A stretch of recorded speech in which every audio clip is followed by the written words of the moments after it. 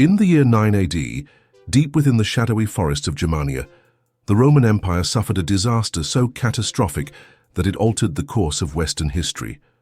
3 entire legions, over 20,000 men, marched into unfamiliar territory and were never seen again. Led by the governor Publius Quinctilius Varus, these legions were ambushed, surrounded, and annihilated by a coalition of Germanic tribes under a man Rome once called a friend, Arminius. Welcome to What If History channel. Before we begin, be sure to like and subscribe to help this small channel along its journey to 10,000 subscribers. The defeat was so devastating that Emperor Augustus is said to have wandered his palace in despair, crying out, "Quinctilius Varus, give me back my legions."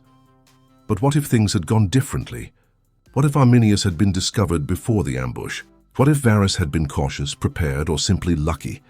What if Rome had won that battle, pressed forward and planted its imperial standard deep into the heart of Germania? This is not just the tale of a single battle. This is the unraveling of a historical thread, a reimagining of what the modern world might look like had Rome conquered not only Gaul, Britain, and the Mediterranean, but Germania as well. Would the German language even exist? Would the Holy Roman Empire have ever been born? Would the map of Europe look anything like it does today? In this episode, we explore the hidden turning point of an empire and the alternate timeline in which Rome's legions triumphed in the Teutoburg Forest and reshaped the destiny of nations. Stay with us. What you're about to hear might just change the way you see history, borders, and even your own identity. At the height of its glory, the Roman Empire stretched from the sun-scorched deserts of Africa to the damp hills of Britannia. It swallowed coastlines, devoured kingdoms, and rewrote civilizations. And under the rule of Emperor Augustus, the first emperor in Rome's long and complex history, the empire wasn't just powerful, it was relentless. Augustus, born Gaius Octavius and adopted by Julius Caesar himself, had emerged from the ashes of civil war to reshape Rome from a fragile republic into a seemingly unshakable imperial force.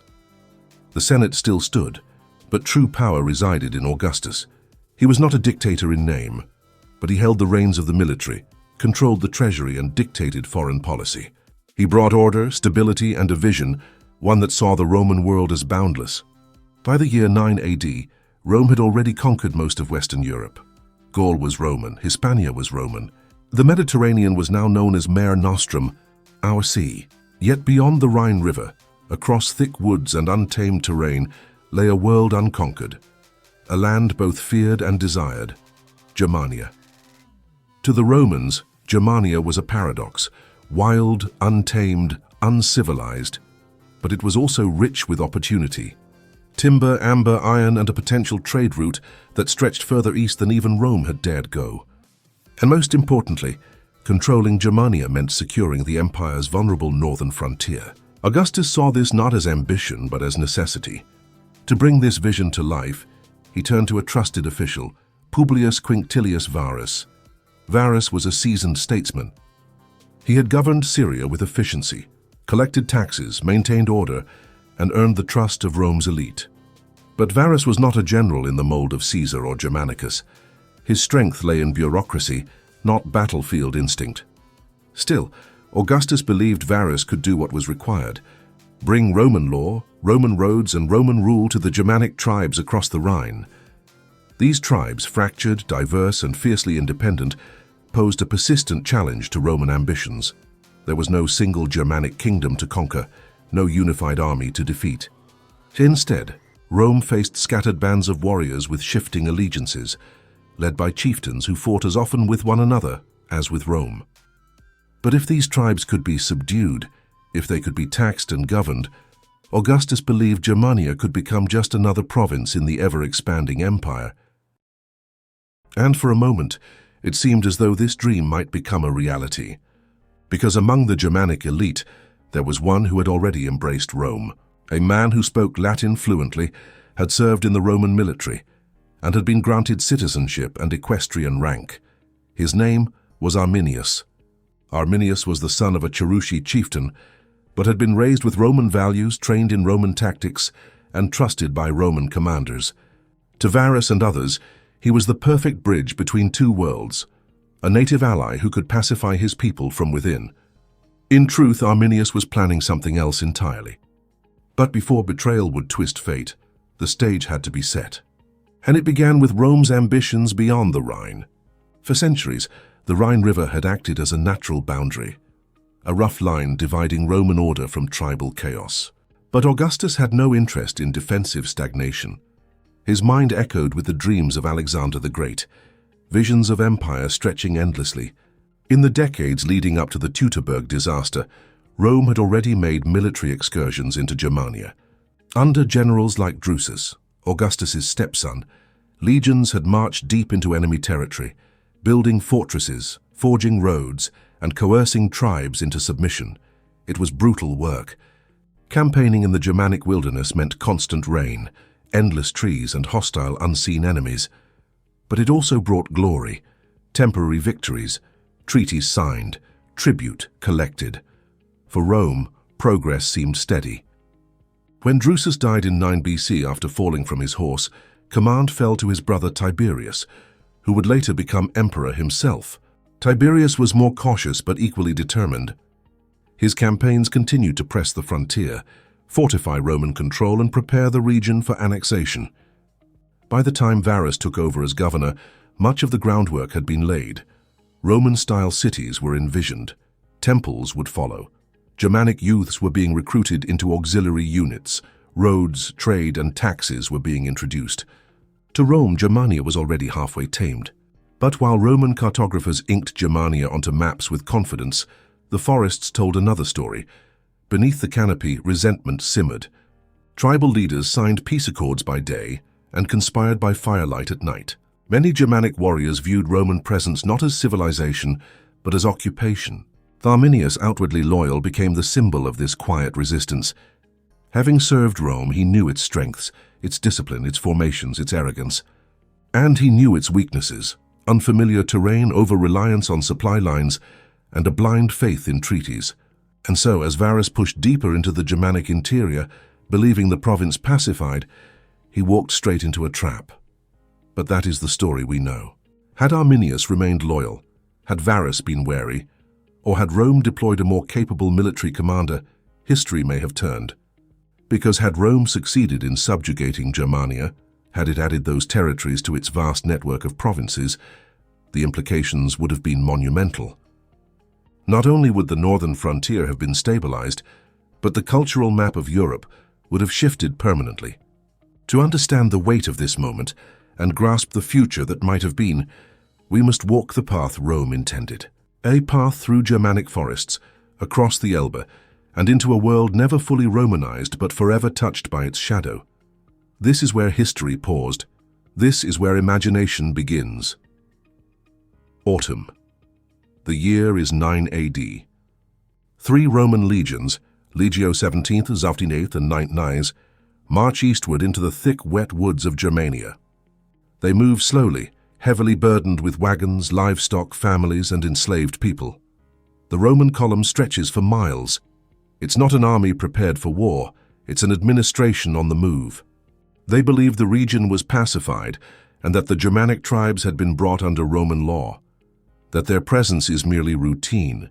At the front of this column rides Publius Quinctilius Varus, governor of the newly established Germanic territories. He carries himself with the confidence of a man who believes the hard work has already been done. Roman officers, scribes, and advisors surround him. The military presence is strong but unfocused. The legions are not in a tight battle formation. They are scattered, vulnerable. But among them rides a man with a secret. A man who smiles in Latin and plots in Germanic. Arminius, a Roman citizen, a cavalry commander under Varus and the son of a Cherusci chieftain. He has earned the trust of the Romans. He eats at their tables. He speaks in their councils. But back home he did something Rome had never expected. He united the tribes. The Cherusci, the Bructeri, the Marsi, the Chatti, these were tribes that often fought each other more than foreign invaders. But now they have one purpose. Arminius has rallied them, not with gold, not with conquest, but with the promise of vengeance. The plan is set. As the legions march through the Teutoburg Forest, the weather turns. Rain lashes down. The roads become rivers of mud. Wagons sink. Horses panic. Trees sway and groan in the wind. The Roman column slows to a crawl, and then it begins. From the trees comes the first volley. Spears, javelins, stones, arrows. Screams erupt. Soldiers scramble. Officers shout conflicting orders. The legions attempt to regroup, but they're strung out, hemmed in by the forest. Their formations, so disciplined in open terrain, mean little in the chaos of the woods. From the fog and foliage burst Germanic warriors, naked from the waist up, covered in mud, wielding axes, clubs, and spears. They didn't fight like soldiers. They fought like ghosts, hit and vanish, ambush and retreat. The Romans were trained for open field engagement, not guerrilla slaughter. Varus, shocked and confused, orders a makeshift camp for the night. The legions attempt to rest, but the forest is alive with movement, whispers, shadows. Death waits just beyond the torchlight. The next day they try to move again, but the paths have been blocked by fallen trees, mudslides, traps. The Germans have reshaped the terrain to delay and demoralize. Every step is a gamble. Every clearing could be a kill zone. As morale crumbles, discipline erodes. Some Roman units attempt to fight their way out in tight formations, testudo the tortoise. But in the dense woods, their shields become useless. Their cohesion turns into a liability. They can't see, they can't maneuver. They're cut down like animals. By the third day, desperation sets in. The rain doesn't stop. The soldiers are soaked, exhausted, and terrified. Supplies run low. Wounds fester. Varus sees only one option: retreat. But the Germans are always a step ahead. They lead the Romans deeper into the forest, not towards safety, but into a natural trap. A narrow gorge, steep banks, a ravine funneling the entire Roman column into a choke point.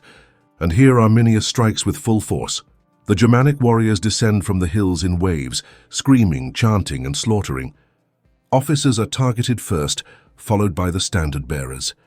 The aquifer, the legion's eagle standard, is captured and held high, a trophy for the tribes. The sight of it shatters what little Roman spirit remains. In a final act of despair, Varus falls on his sword. Suicide rather than the humiliation of capture. Several other high-ranking officers follow. The legions, leaderless and broken, disintegrate.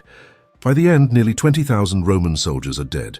Their bodies were left to rot in the mud. The legions, 17 Cetin and Naifi, are never reconstituted again. Their numbers are struck from Roman rolls in shame. It is one of the most crushing defeats in Roman military history. But why did this happen? The answer is layered in arrogance and assumptions. Varus had underestimated the Germanic tribes, believing Roman law and tax systems could tame them. He had ignored warnings, one especially from a Germanic noble named Segestes, who tried to alert him to Arminius's duplicity. Varus dismissed him. Perhaps he believed that no barbarian could outwit Rome. He also failed to scout effectively. The Roman legions moved without full intelligence of the terrain. The forest narrowed them, disoriented them, and rendered their superior organization useless. Their supply lines were exposed. Their cavalry was limited. Their heavy armor became a burden. Arminius, on the other hand, played Rome's strengths against them. He exploited their trust. He weaponized terrain and weather. He turned chaos into strategy. His warriors didn't need to win a set battle. They only needed to bleed the Romans dry, and bleed they did. The defeat's psychological impact rippled across the empire. When word reached Emperor Augustus, he reportedly tore at his robes and shouted through the palace, "Quinctilius Varus, give me back my legions." For years afterwards, the Roman army would not attempt a full conquest of Germania. The Rhine became a hard boundary, a line in the sand. Rome would later return under Germanicus, reclaim its honor and punish the tribes, but it would never again seek to make Germania a Roman province. Do you think this defeat broke Rome's spirit of expansion? Let us know in the comments below, but let's rewind the clock. What if things had gone differently in 9 AD? What if the signs of betrayal weren't ignored? What if Varus had listened to Segestes, the Germanic noble who warned him about Arminius? What if the governor hadn't dismissed those warnings as petty tribal jealousies?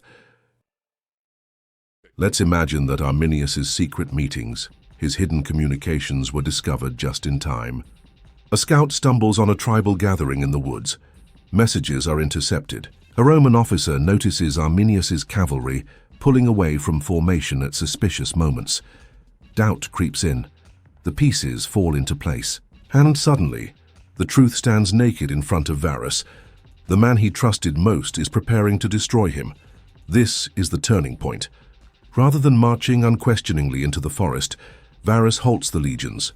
Orders change, scouts fan out. Supply wagons are restructured. Defensive formations are drawn. The forest is avoided. The army does not stretch itself thin across unfamiliar ground. And perhaps most critically, Rome reacts quickly.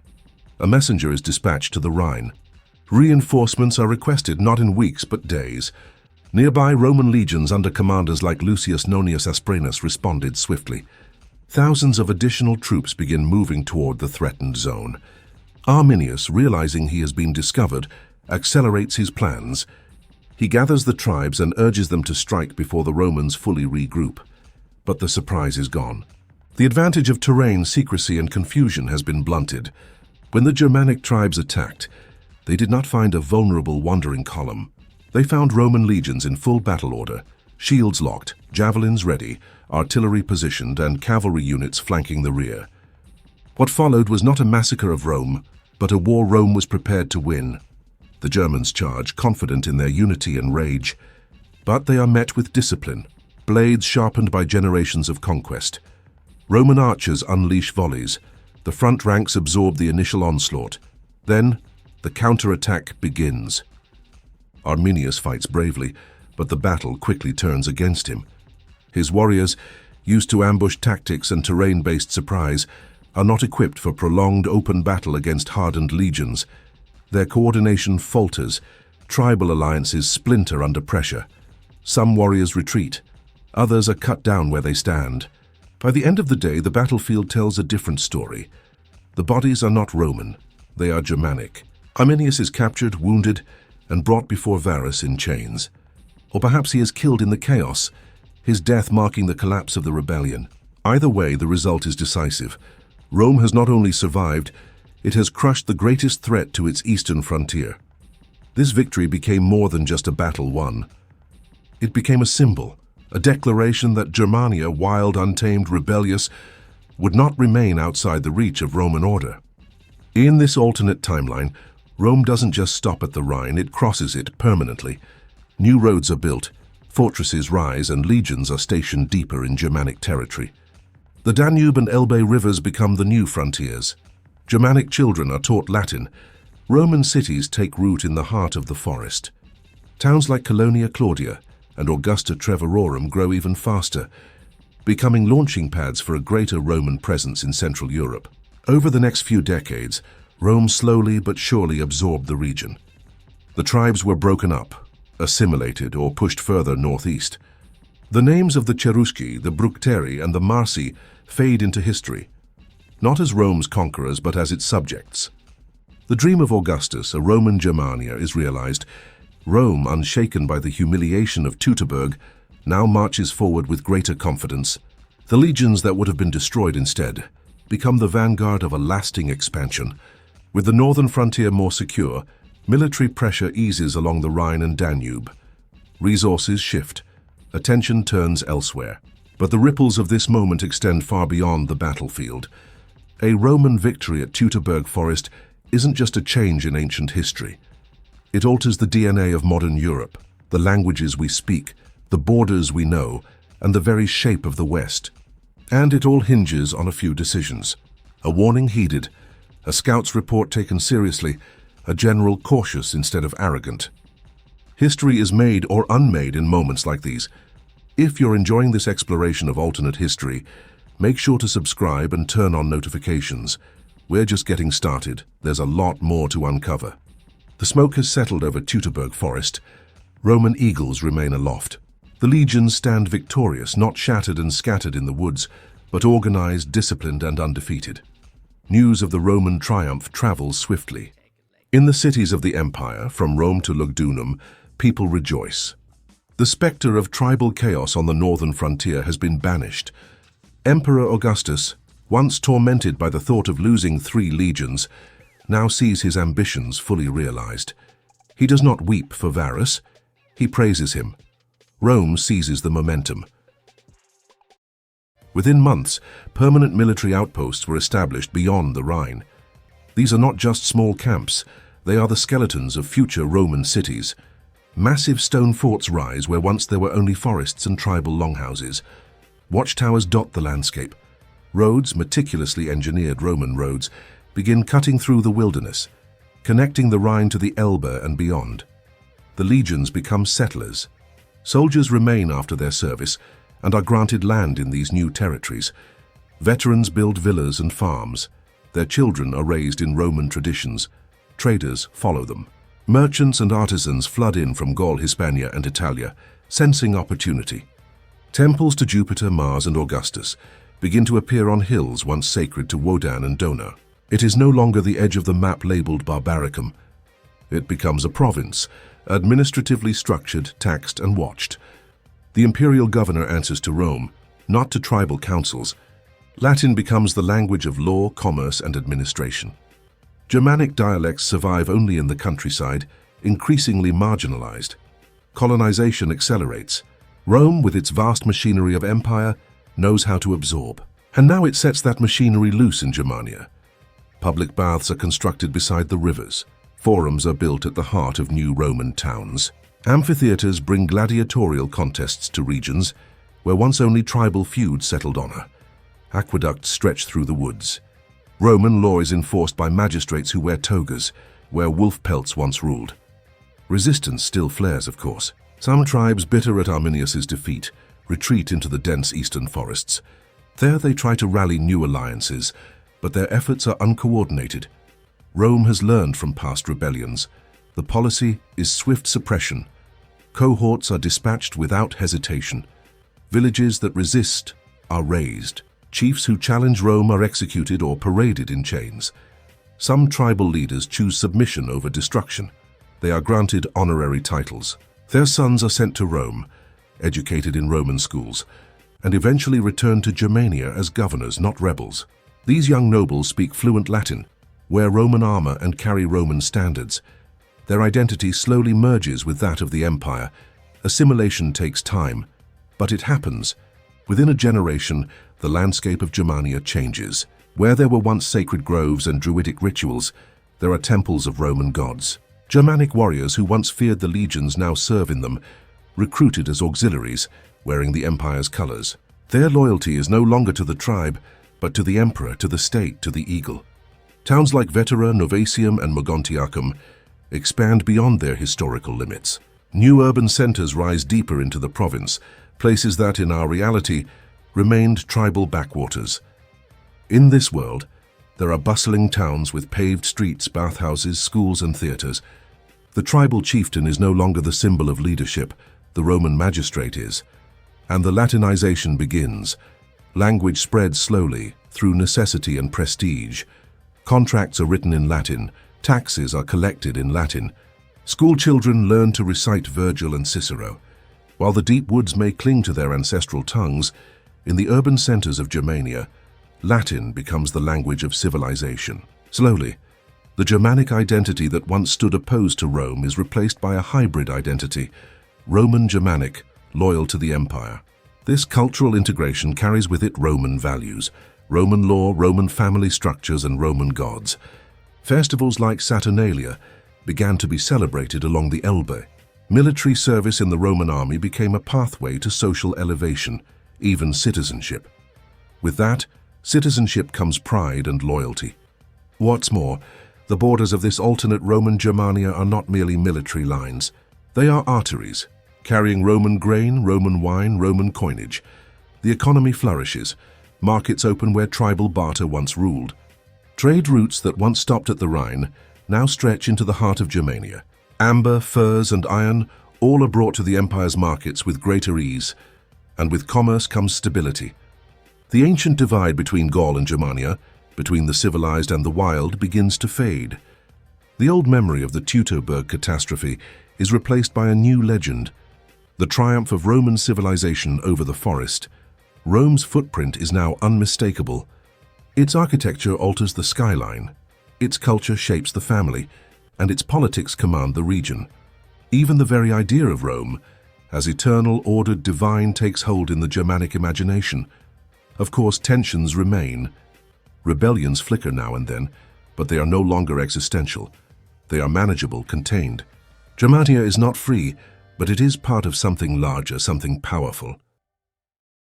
And Rome, having secured the north, can now turn its gaze elsewhere. The Rhine is no longer a final frontier, it is a river within the empire. How different would modern Germany be if it had become Romanized like Gaul or Hispania? Would German even exist? Let us know your thoughts in the comments. The centuries pass. The year is no longer 9 AD. It's 109, then 209, and later 309.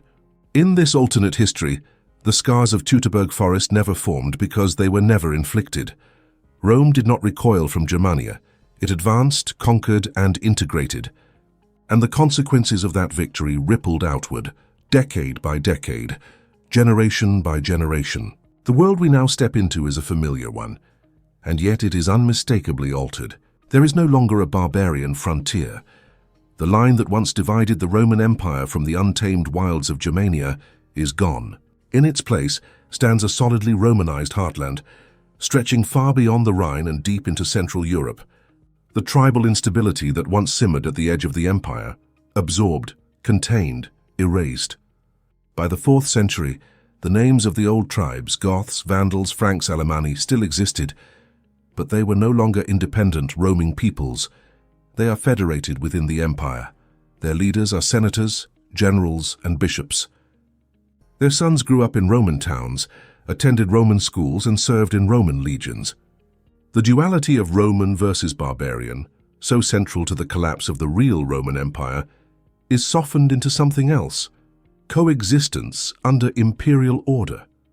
The Roman machine, strengthened rather than stalled by the conquest of Germania, does not face the same internal decay.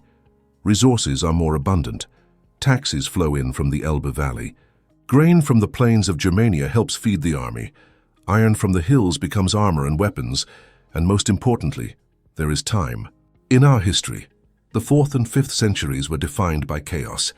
Entire Germanic nations pushed into the empire, driven by hunger, war, and the pressure of the Huns sweeping westward. But in this timeline, things unfold differently. The Germanic peoples are not outside looking in, they are already inside. By the time the Huns began their brutal march from the east, there was no vacuum of power in Germania to fill. No desperate, starving tribes looking for refuge across the Danube or the Rhine. Instead, they stand as part of a unified defensive line. The empire's frontiers don't crack, they brace. Titius, Stilicho, Ricimer. These were the names of Roman generals in the original timeline, and all of them had Germanic blood. In this world, they are not exceptions. They are the rule. A whole class of Romanized Germanic leaders rises, not from rebellion or invasion, but through centuries of loyalty and integration. The catastrophic migrations that overwhelmed the Western Empire, crossing rivers, looting cities, sacking Rome itself in 410 and again in 455, never happened.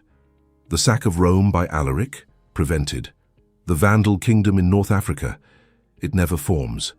The Gothic push into Italy, non-existent. Because in this world, those same Goths and Vandals were never exiles. They were governors, bishops, soldiers, citizens. And so the spiral of loss that consumed the Western Roman Empire, territory by territory, institution by institution, is slowed or halted entirely. Rome, still challenged by internal politics, succession crises, and economic strain, no longer faces the death blow of unstoppable migrations. It adapts, it reforms, and crucially, it survives. The East and West do not break irreparably. Constantinople and Rome continue to speak to one another, not as estranged siblings, but as partners. The empire's bureaucracy does not collapse beneath the weight of foreign incursions. Trade routes remain open, infrastructure remains maintained, literacy, law, and civic life persist. And what emerges over time is not just a Rome that endures into the 5th century, but into the 6th, the 7th, perhaps even longer. Could the Roman Empire have survived for 1,000 more years? It is no longer just a fantasy. In this alternate world, it's a legitimate possibility. With no sack of Rome, no destruction of libraries, no loss of urban life, the Dark Ages never descended. The technological, artistic, and intellectual momentum of the Roman world continues. By the year 800, instead of Charlemagne crowning himself as a new Roman emperor in the West, A direct heir of Augustus and Trajan still ruled from a palace on the Palatine Hill. Of course, Christianity still spreads, but it does so more smoothly, without the chaos of collapsing borders and roving warbands. Church and state evolve together. Bishops speak not just for their congregations, but as administrators of functioning Roman provinces. The schism between East and West, while still theological, may be less bitter, bridged by centuries of shared order. And what of the languages of Europe? Latin remains dominant far longer, evolving not into fragmented Romance languages, but into a more unified linguistic tradition across Europe. German, in this world, never ascends. It may survive in dialects, but it never becomes a cultural center of gravity. The idea of Europe as we know it changes. There is no medieval France, Germany, or Spain in the same way. There is Rome, greater and more enduring. A single cultural spine runs through the continent, uninterrupted by collapse. The Renaissance, it happens earlier. The scientific method, perhaps born not in the 1500s but in the thousands. And global exploration, launched not by fragmented kingdoms scrambling for dominance, but by an empire still confident, still curious, still organized. This is a world where Hadrian's Wall isn't a boundary marker, it's a museum, where Roman legions patrol not out of desperation, but from tradition. It is not a perfect world, no empire is, but it is a world where the long arc of civilization was not broken, knowledge was not lost, and the great library of Alexandria inspired new libraries instead of being mourned as a ruin. All of it was made possible by one changed outcome. Teutoburg Forest, one battle, one betrayal. Avoided. Could the Roman Empire have survived for 1,000 more years? Comment on your thoughts. Would Germany be speaking Latin today? Centuries pass, borders shift, kingdoms rise. But in this world, the world where Rome never lost Teutoburg Forest, those changes take on a different form. Here we trace the shadow of a single battle that never happened, and we find a map of Europe that's both familiar and alien. If Germania was conquered and held by Rome, then one fundamental truth changes everything. Germany today speaks a Romance language. In our timeline, modern Germany grew from the patchwork of medieval Germanic tribes, Alemanni, Saxons, Franks, and more. Their languages, customs, and law codes shaped the heart of Central Europe. But in this, it was absorbed into the Roman cultural engine centuries earlier. The Latin tongue, already spreading across Gaul, Hispania, and North Africa, now flows freely eastward past the Rhine. Cities like Cologne and Mainz, once military outposts, evolved into bustling Roman metropolises, centers of Latin literature, Roman law, and imperial culture. Children born along the Elbe grow up speaking a rustic but recognizably Latin dialect. Over generations, that dialect branches and blossoms, not into German, but into something closer to French or Italian, or perhaps a new language entirely. We might call it Germano-Romanesco, a Romance tongue shaped by local terms, but structured by Latin grammar, and enriched by Roman philosophy, politics, and theology. And this linguistic transformation rewrites the political future of the region. In our history, after the fall of Rome, Charlemagne was crowned the first Holy Roman Emperor, a title meant to resurrect imperial legacy in a fragmented post-Roman world. But in this alternate timeline, the premise of such a title never arises. Central Europe remains under continuous Roman or Neo-Roman authority. The artificial construction of an empire that tried to be Roman was never needed because Rome never left. This affects more than language or politics. It changes identities. In the real world, the Holy Roman Empire was a patchwork of duchies, bishoprics, and free cities. German identity, as we know it, was forged in that decentralized cauldron. But in this timeline, identity is smoother and more unified. Germans don't call themselves Deutsche. They think of themselves as Romans. Northern Romans, frontier Romans perhaps, but Romans all the same. Now picture France. In our timeline, the Franks, originally a Germanic tribe, conquered Gaul and established the foundation of the French kingdom. Their name gave France its name. But in this alternate world, the Franks never invade. Why would they? They're Roman citizens stationed in their ancestral lands beyond the Rhine, so Gaul continues its evolution as a Roman province. Paris becomes the capital. Without the Franks, France may never have existed. It may remain simply another Roman province, flourishing under imperial administration and speaking an early form of French centuries ahead of schedule. England, too, faces a different path. In our history, Rome abandoned Britain in the early 5th century. The Anglo-Saxons arrived, reshaped the land, and replaced the Celtic Roman legacy with a Germanic tongue, what would become English. But in this alternate timeline, Rome is not in retreat, it's surging forward. Britain is never left undefended. The legions hold the line and Roman rule continues. Without a vacuum of power, the Anglo-Saxon migrations never overwhelmed the island. Latin, already present in Roman Britain, remains dominant. Over time, Britain developed a Romance language of its own, something closer to Spanish or Italian than to the English we know. What might it be called? Perhaps Brittonic Latin, a flowing, vowel-rich tongue spoken from Londinium to Eboracum. Without Germanic invaders reshaping language and culture, names like Edward, Alfred, and Harold would never dominate history. Instead, we remember consuls of Britannia, Latin-speaking poets from Camulodunum, and naval commanders from the western shores. This reshaped Europe and also changed the path of Christianity. In our world, Christianity fused with the ruins of the Western Roman Empire, evolving through monasteries, synods, and a decentralized patchwork of religious authority. However, in a continuously unified Rome, Christianity grew differently. It became less feudal and more institutional. Its theology was guided not just by councils, but by an uninterrupted line of bishops and emperors who maintained a consistent relationship. Without barbarian kingdoms establishing their versions of Christianity, heresies like Arianism never flourished. The church remained more centralized, perhaps even more rigid, but also more unified. The massive power of the medieval papacy, rising in a vacuum left by the collapse of Roman political authority, might be more restrained in this world. The church would not need to fill a power gap. It would share the stage with an empire that still governs, and that might be the most important shift of all: balance. In this world where Rome persists and Germania is part of it, Europe's geopolitical stage is less fragmented. There are fewer petty kingdoms and competing dynasties. Power is concentrated but also stabilized. What does that mean for the future? Perhaps it means no world wars. In our timeline, both World War I and World War II were born from the rivalries and entanglements of modern European nation-states: Germany, France, Britain, and Austria-Hungary. However, in a world where a unified Roman identity persists across Central and Western Europe, such rivalries look different.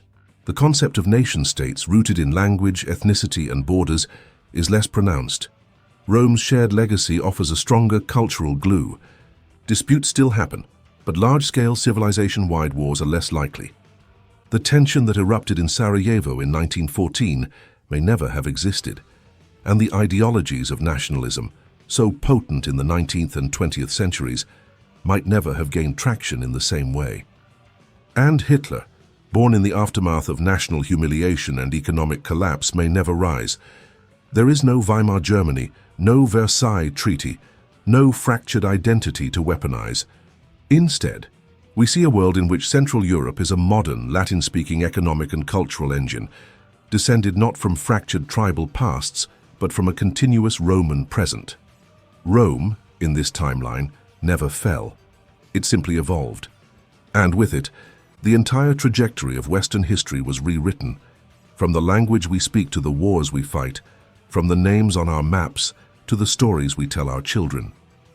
If you're fascinated by this reimagined Europe, don't forget to subscribe and join us for more historical explorations that ask, what if? As we reach the end of this alternate history journey, let's take a moment to reflect on the vast implications of what might have been. If the Romans had crushed the Germanic tribes at Teutoburg Forest, the entire course of European, and indeed world history, would have changed. The tides of war, the borders of empires, and the spread of language, culture, and even religion would all look entirely different.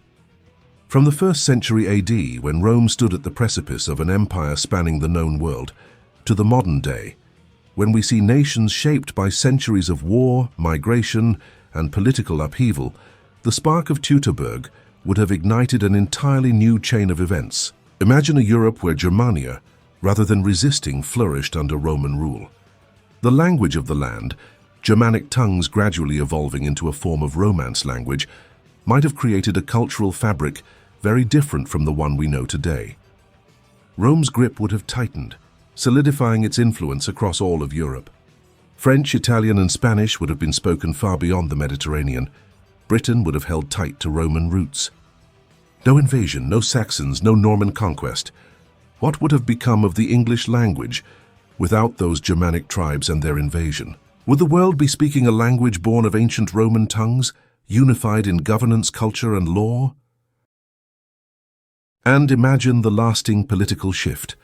Without the Holy Roman Empire's patchwork governance, Europe would have been a region of far greater unity, at least in the early centuries. The concept of nation-states like modern France, Germany, or even England would have remained foreign. Instead, a unified Roman-style empire might have endured well into the modern era. It's staggering to think about the changes in religion too. Christianity, once a regional sect in a fragmented world, might have been more restrained by the ever-present imperial authority. What would that have meant for the rise of the Church as a political power? Would it have retained its dominance? Or would we have seen a more controlled version, subject to Roman authority? And perhaps most fascinating of all, would the Roman Empire in its unbroken existence have averted the collapse that marked the end of antiquity in our world?